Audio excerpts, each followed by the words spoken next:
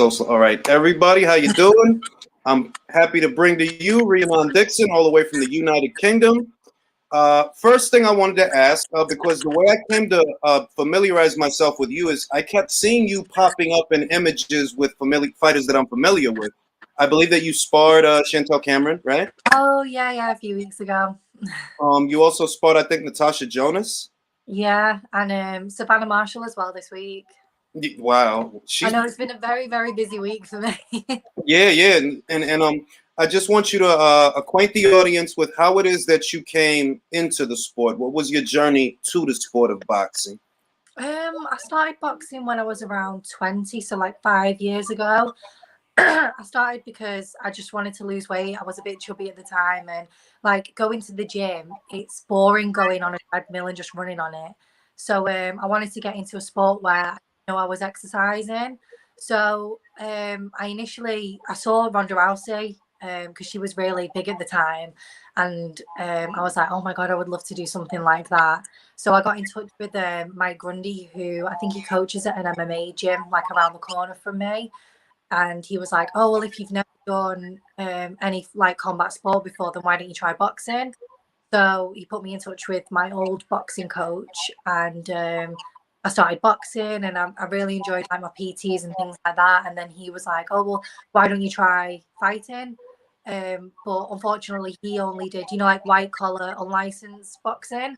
So I had a few fights through that, and then we thought that there was no one else really to fight, on that scene. So we turned professional, and then things weren't working out there. So last year I swapped coaches, and I'm now with Ant Qualla, and I've been training with him since like June, July last year. And yeah, it's just a great opportunity to train with, like a former world champion.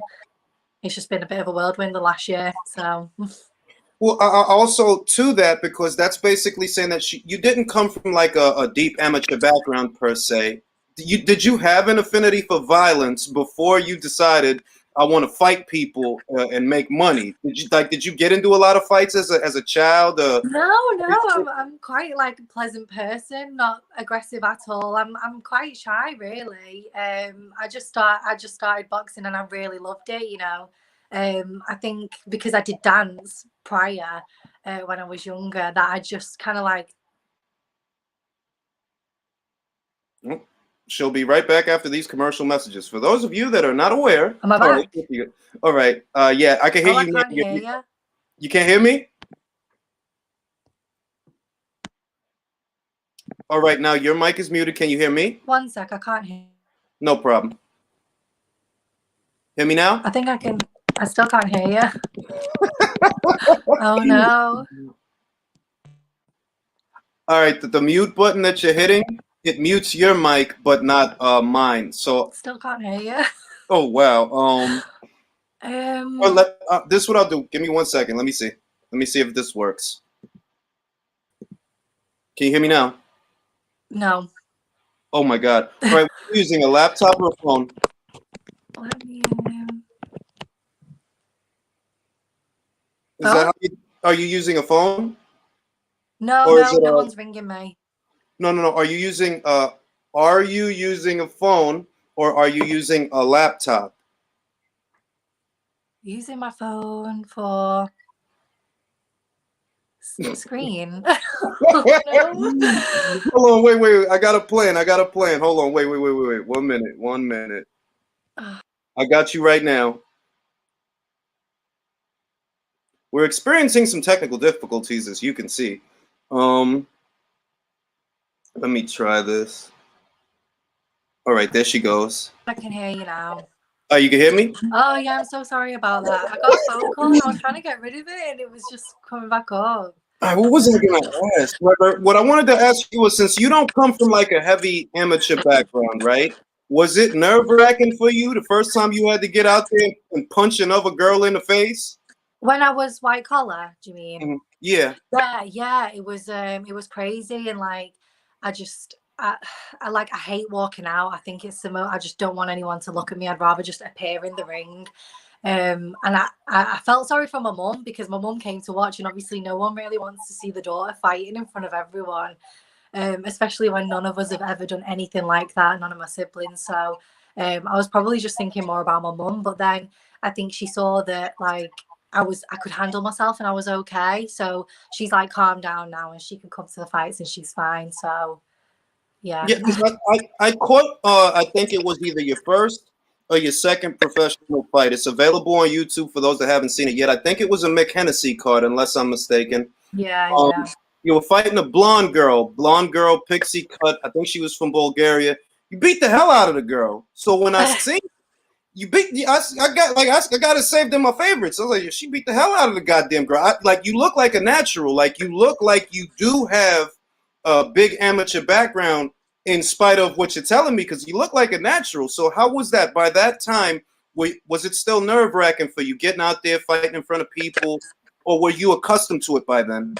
It was having like the the TV and like all the big lights in front of your face. I was like, what have I done now? Like I can't believe it's come to this. And then I got in the ring, and then it was in the first round where I knocked her down, and I was like, oh my god, it can't be this easy, can it? And then she got up, and I was like, no, it's not that easy. But prior to that, I had loads of sparring with a girl called Kirsty Bavington, and she's very like come forward aggressive. So it kind of like toughened me up. So when I got in the ring with her, it was easy compared to like the people that I've been sparring with for my fight. So yeah, I really enjoyed my pro debut, and I wish I could relive it, to be honest. Another thing I want to ask, because it seems like it's just happenstance the way you came into the sport, that really you got into it for fitness more than fighting, and you saw that you had a talent for the fighting. Before that, were you a boxing fan? Like, did you keep up with the sport? I was a bit of a boxing fan, but mainly just like the big fights that everyone else was into, like Mayweather and Pacquiao and stuff like that. But I never really followed it. And like when I got into the sport, I didn't really know the difference between unlicensed and amateurs. Because like looking back now, if I could do my time again, I would have gone down the amateur route and gone that way. But obviously at the time I didn't know. So like people go on about like stuff in the sport now, and I'm so like new to it. So I'm still very much learning about it. Now, what's the work? Because I know you're a nurse. So what's the work-life balance between being a boxer, being a nurse, and just having time to decompress from all of that? Like, I imagine you're very busy. Yeah. I'm actually a pharmacist, and in the UK, I don't know whether it's different, but we work in hospitals. Over here, we can or like work in shops, I think, like you do in America. It's been really hectic. Like I used to work full time and then box around like my full time job. But my manager at where I work at the hospital, she's amazing. She's so understanding, and she's let me cut back my hours. And Ant's great too. Like he works around, training times around work. So I kind of just like when I'm out of work, I just can't think about it because I'll just get stressed. And then but boxing's like a stress relief. So if I'm annoyed at work or stressed out, I just get to go to the gym. I'm quite fortunate to do that at the moment because gyms are shut in England and not many people can go out and get much exercise at the moment. Well, now that you've immersed yourself in the sport, you have 2 professional fights under your belt. What are you aspiring to do, once everything gets back to normal? What are you aspiring to do moving forward? Because you're a lightweight. That's Katie Taylor's division. Is that somebody that you're looking at like, yeah, I want to fight her? Oh, I would love to. I think any lightweight in the world would love to have that opportunity. Obviously, I'm only 2 fights in, so it's not even on my radar at all at the moment. But I'm just hoping to fight this year, to be honest. It's been I fight on small hall shows, so unless like some big promoter who has the money to put on a show behind closed doors like lets me fight on one of them shows, it's looking quite unlikely for me at the moment. But I'm just trying to train hard. I'm staying around fight weight so that if there is an opportunity, I can just jump at it. Well, I mean, I feel like it's only a matter of time before Eddie Hearn or somebody signs you, because look at all those sparring that you've been getting, Natasha Jonas, Savannah Marshall, Chantel Cameron. Like, these is like some of his girls that he already has. So I'm pretty sure, like, I feel he's going to sign you. So, message him, DM him, and tell him. I might have to tag him like, yo, sign her, yo, she can fight, because I seen it, she can fight. Beyond that, what I wanted to ask you about, and I always ask everybody about this, how do you feel about the 3-minute round? Now that you've immersed yourself in the sport, is that something that you think would be beneficial to you in a fight, to have that extra minute? I think having the extra minute, you probably see like more knockouts and things like that because people get tired. I really like the 2-minute rounds because I'm a very like fast, aggressive, come forward fighter. So it really suits my style, like having 2 minutes on and a minute off. I mean, if it went to 3 minutes, you probably wouldn't see as much action as you do in the female fights. I don't know, but I'm quite happy as it is with 2 minutes. But if they wanted to increase it to 3 minutes, then I'd just have to get fitter so that I could maintain it for 3 minutes. Yeah, because that's a big thing. Like everybody's got varying opinions when it comes to that. I've talked to a lot of female fighters. Some say they want that extra minute because it allows them to really, I guess, get into a groove better as opposed to coming out fast and furious, throwing a lot of punches. I've heard girls say things that, like what you just said, they're like, well, they like it the way that it is because you get to come out there, bang on somebody. As a fan, I personally like the 2 minutes because that's what made the sport appealing to me. They're like, oh, well, they come out, ain't no waltzing, ain't no playing around. They get right into the goddamn, and I like it, but different people, different opinions. So to you, you prefer the 2-minute round. Yeah, definitely. I think it's more action, like you saw with the Katie Taylor and Delphine Pursoon 1 and 2. It's just action non-stop. I mean, when you're sparring, because we train 3 minutes, so then when it starts to sparring and we spar 2 minutes, it's like the round's over already, and then it's like, oh, I feel like I'm just getting going. So you kind of have to, like, when it comes nearer to a fight, cut it down to 2 minutes, that you train in 2 minutes, so that you get your timing right and you know how much you can push yourself in a round. Do you know what I mean? Now, I wanted to ask you about something that I've been seeing the last couple of years, that some of the fighters that have professional experience have made the decision that they want to compete in the Olympics. How does that look to you, and how do you feel about that? I because I never came up from the amateur route, I don't kind of know like much about it. Because I'm a professional now, and I see myself progressing as a professional. I've never really looked into that side of it.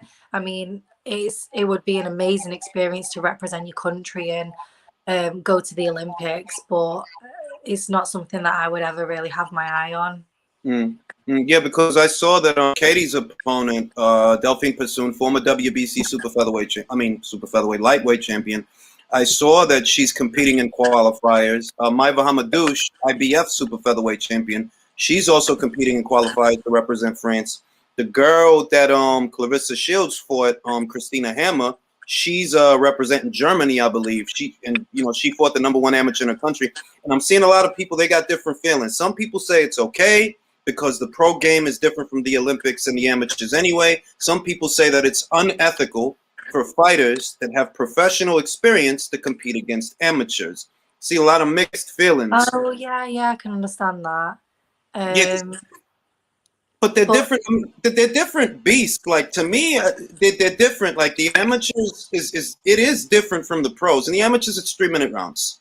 Yeah. And they focus a lot on work rate and volume, but I wanted to get your take. Does it seem unethical at all to you for fighters to do this? I mean, I it to me it does. I don't feel like my style would suit the amateurs because it's very like in and out and hit and not be hit, and sometimes I like catching to throw. So, but I mean, whatever. I can't really judge people, so whatever they want to do, they can do. I don't really have an opinion on it, to be honest. Okay.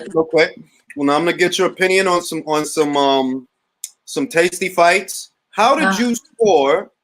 Because this is a very controversial subject. Everybody always argues about it on Twitter. How did you score Harper versus Jonas? Ah. Why are you doing this to me? I'm sorry. All right. I'm gonna give you the option of playing the fence. If you don't want to give an answer, just say I'm gonna play the fence. There's arguments for both sides, but like me,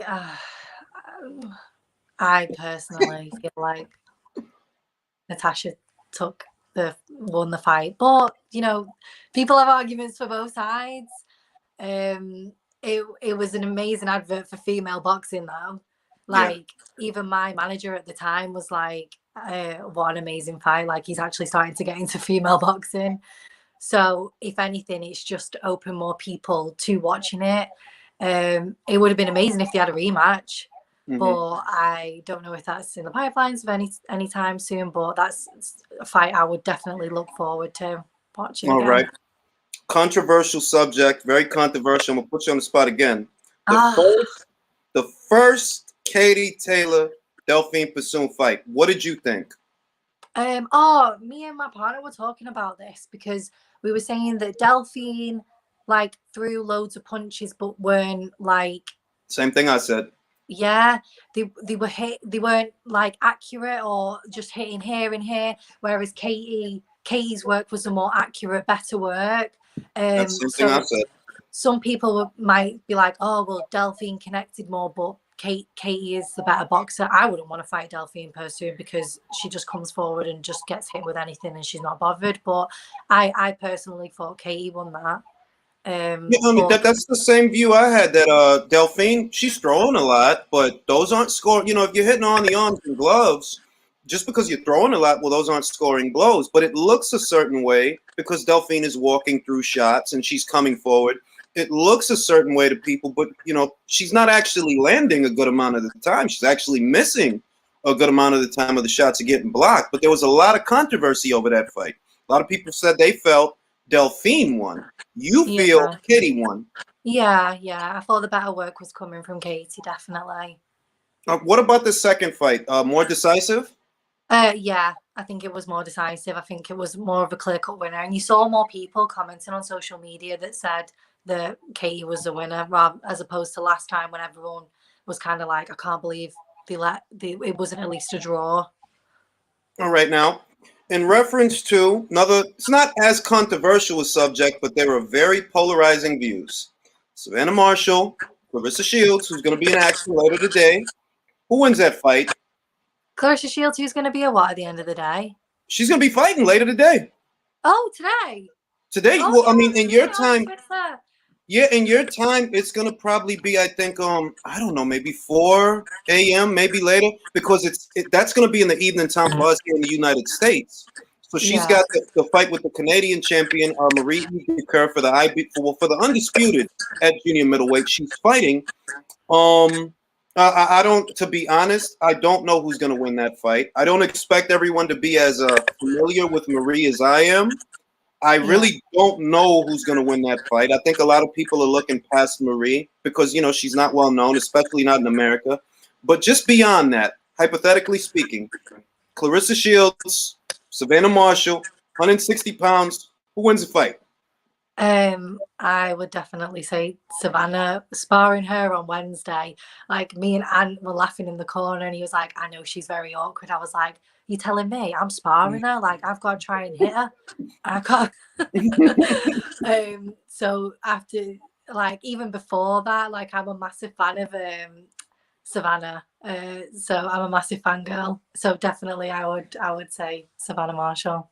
Yeah, I'm a pretty big fan of her too. But like the Hannah Rankin fight, I was like, Jesus Christ, that was. I could not believe that. Like the way she moves and was just like creating so many different angles and these uppercuts. Like she was getting me with them, and I was like, I've watched you do this to someone else, and now you've done it to me.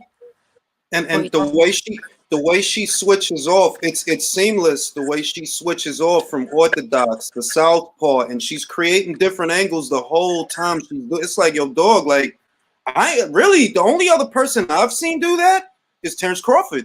Terrence Crawford, Tyson Fury, Savannah Marshall. That's the only people I see do it at that level where she just switches off. Like, oh, now she's leading with the left. Now she's leading with the right. It's nuts. It's crazy. I gotta get her on here. Oh, 100%. And like, she doesn't look tired at all. She just looks like she's there for she looks like she's going on a walk. She looks so cool, calm, and collected. Like, I don't understand it. I'm there breathing, like breaking my back out. She's just there like, Yeah, like when I see her do it, which is which shout out to her by the way, she's sensational.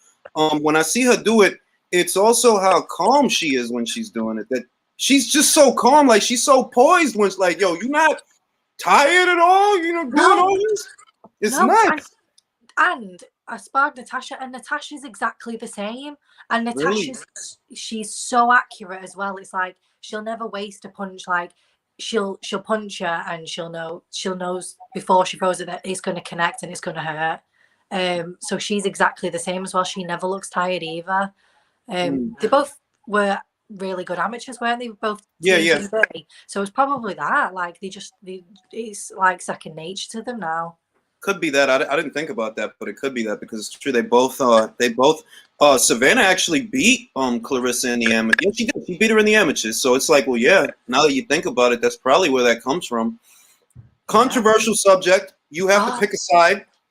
You have to pick a side. This involves your countrymen in what is the biggest heavyweight matchup in recent memory, perhaps in the postmodern era of boxing. Anthony Joshua, Tyson Fury. What's going to happen? oh, so I'm a massive Tyson Fury fan. I've got a soft spot for him. I just think like with the display that he put on with Wilder, I can't see him losing. Like on the first fight where he got hit with that punch and he literally looked like he was resurrected from the dead. Like I don't understand. But then Anthony Joshua, he doesn't throw like one massive punch like Wilder, he'll throw like three or four. So it's Exactly. whether he can withstand that. But he moves around and he's elusive and it's hard to hit him, I can imagine, because he's got kind of like a similar style to Savannah. It'll be a great fight, but people sleep on Tyson Fury's power as well.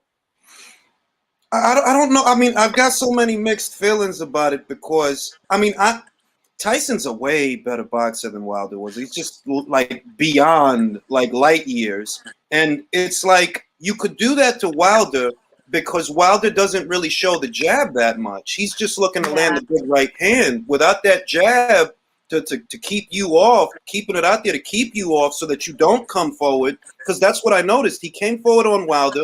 Wilder's not throwing a jab. He's just backing up in straight lines. He's getting hit. So it's like, well, with yeah, Anthony, you know that, yeah, Anthony's got a jab, man. He's got a really good jab. And that by itself is going to change the way the fight looks. Like, I don't yeah, expect that what Fury did to Wilder, he's going to do to Joshua. It's a 50-50 fight. yeah. It'll be a great fight to watch when it does happen. Have they got a date for it? Well, right now they're just doing a lot of posturing, like both Frank Warren, Eddie Hearn, Bob Arum.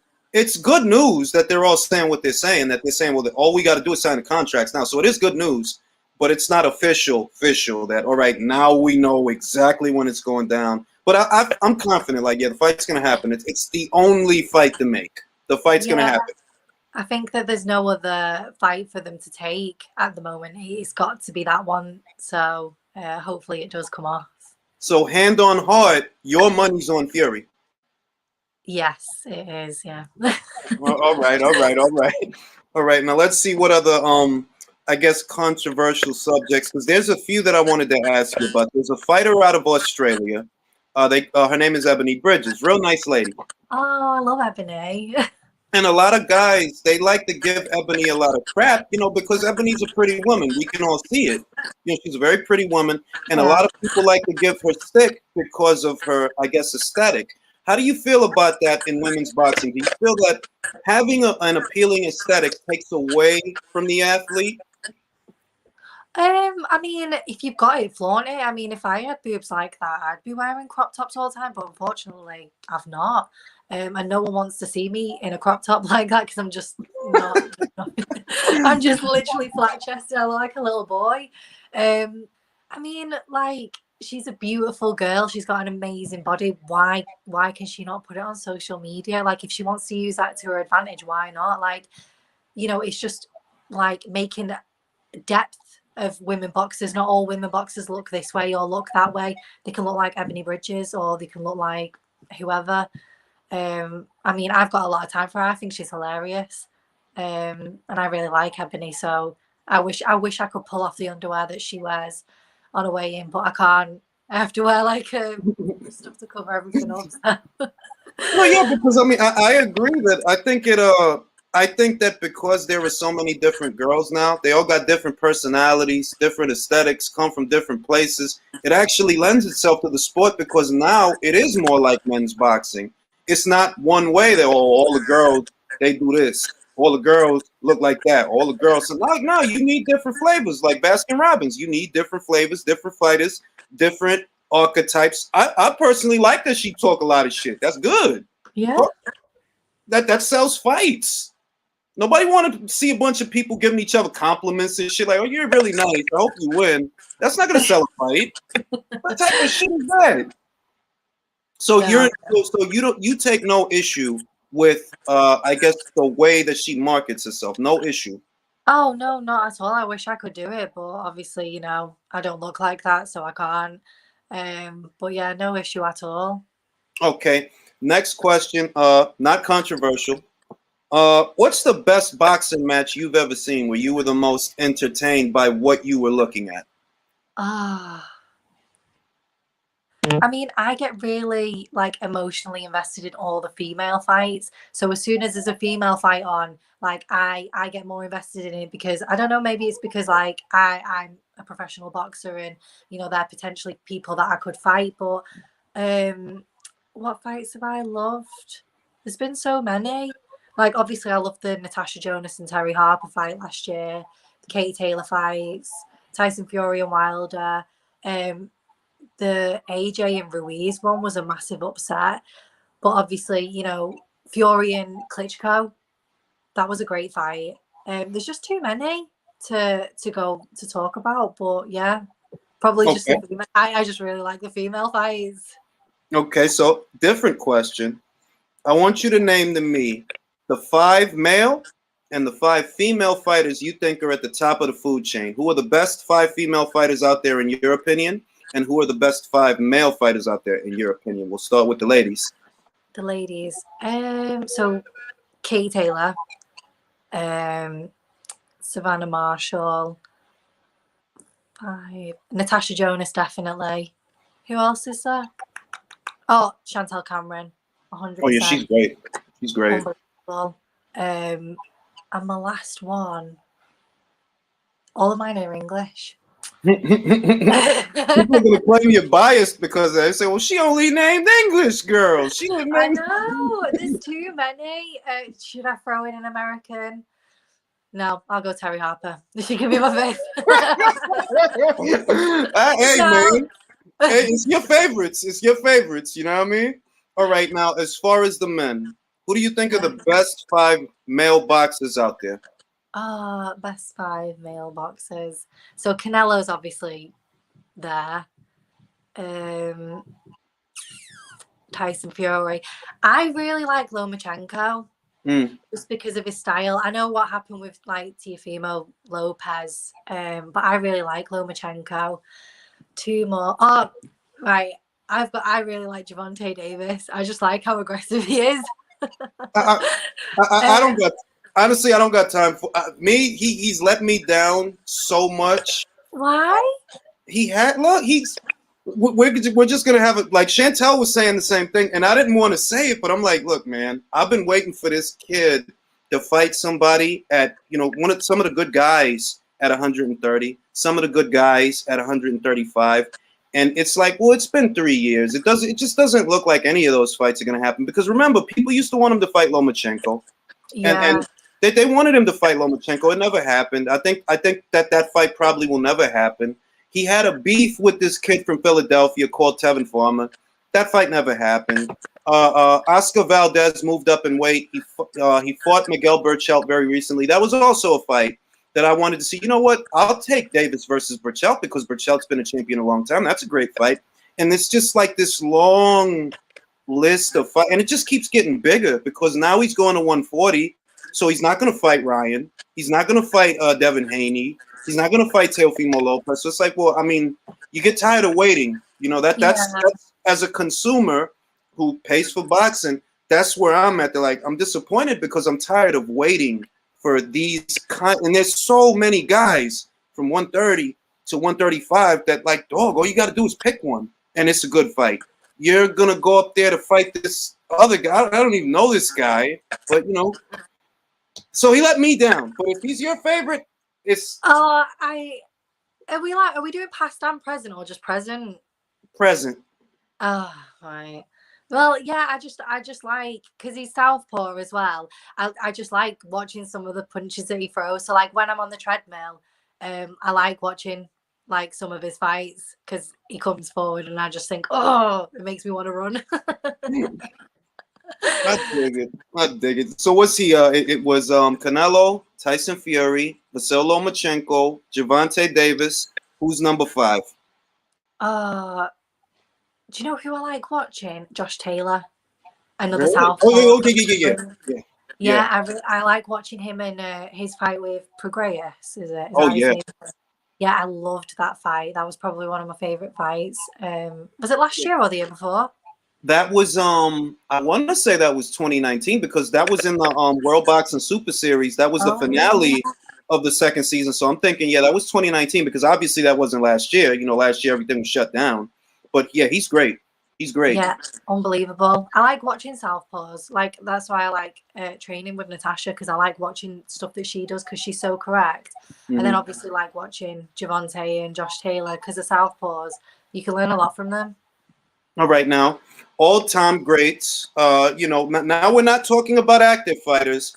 We'll talk about retired fighters. You know, who do you like is a big fan of Mike Tyson? Oh, 100%. I was just going to say Mike Tyson's my favorite. All right, I got to ask you. Now, this is a controversial question. People have been arguing about this for 1,000 goddamn years. Muhammad Ali, Mike Tyson, in a time machine, who wins the fight? Oh, my God, I don't know. How am I going to judge that?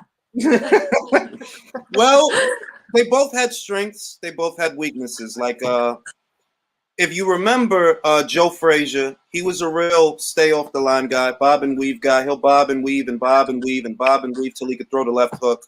And that was an area of strength for Mike Tyson. That's what he does. He moves side to side like a metronome, stays off the line, closes the gap till he gets close to you, starts throwing bombs. So some people I feel that he possessed a style that Muhammad Ali was weak against, but a lot of other people feel it's Ali. He fought George Foreman. He fought Joe Frazier. He fought Sonny like Liston. the best of the best. Yeah, like he's proved himself time and time again. So how do you see it? I mean, I just look at Mike Tyson with rose tinted glasses, so I feel like he's just amazing. But you know, obviously he's had a hard life and went through a lot of like trouble with his professional career. But I don't know. I honestly don't know. All right, now we're circling the end. I wanted to ask, okay, now that you've delved into the world of professional boxing, have you ever had to deal with a fighter that you didn't like? You know, like because most of the time it's just business. You know, you got a fight coming up, you got to fight. Have you ever had a personal beef with anyone that you've ever fought before, or has it always just been business? Oh no, because with unlicensed like white collar, you don't know who you're fighting until the night, and then they show up, and then there's no room to like have any drama or anything like that. And then with my 2 fights, I never saw them before, or like I think I found out like the week of that I was fighting them, and like when I saw them, I'm just a all right person anyway, so I'm not gonna like run over and spit in the face or something. Chantel right now. She's got like this beef with Melissa Hernandez. You know, and it kind of got personal. Kind of got personal because of some things that were said. So I asked her, you know, as an amateur or as a professional, have you ever had to deal with a fighter that you didn't like, that you actually want to beat their ass because of something that they said? You know, and she's like, yeah, that's happened a lot. Like, oh, so didn't someone try and kiss her? Well, basically what the girl said, because Chantel got hurt. Chantel got in a car accident, right? So she had to postpone the fight. The girl accused her of faking the injury. That, oh, that didn't happen. That's bullshit, da-da-da. Chantel became offended by this. So now it's like it's personal because like, yo, dog, I'm not lying. I got in a car accident. Like that's why we got to postpone the fight. Now it's personal, and I was wondering, like, have you experienced something like that to where you've had a personal beef with somebody and you got to beat their ass in the ring? Oh no, but I think it'd make things a lot easier. Actually, on my debut, I went to touch gloves, and she went. I was like, right, bitch, it's on. So it sounds like you looking forward to that. Like, I hope one of these bitches do be rude to me. Yeah, Yes. it makes it easier, doesn't it? Because you think, oh, I don't even feel bad for him. I want to knock you out because I don't like you. Do you know what I mean? Yeah. So it'd probably make it easier for me if someone was nasty to me. All right. Well, Rhiannon, it's been a pleasure. Very pleased to meet you. I hope to have you back on again sometime. No news on a fight date just yet, right? No news yet. No. All right. Well, just keep me posted. I'll try to stay in touch, and I'd like to have you back on some other time. Okay. Best wishes to you. Oh, thank you for having me. All right.